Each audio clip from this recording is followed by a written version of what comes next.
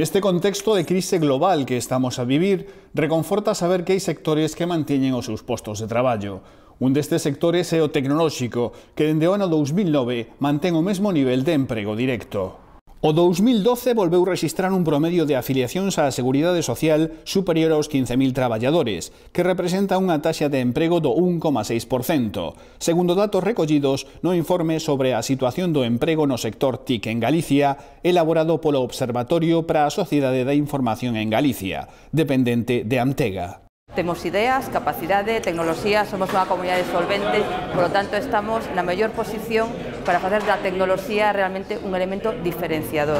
Temos proxectos tecnolóxicos nas que está a colaborar en moitas das empresas do sector tecnolóxico galego e que están a ser un referente fora de Galicia. Eso é bo para crear empleo e crear riqueza tamén nesta comunidade autónoma. As provincias que concentran máis emprego no sector TIC galego son A Coruña, con máis de 8.000, e Pontevedra, con case 5.000 traballadores. Durante o pasado ano contabilizouse un total de 1.976 empresas do sector TIC na comunidade, o que supón un incremento do 4,2% en relación ao 2011.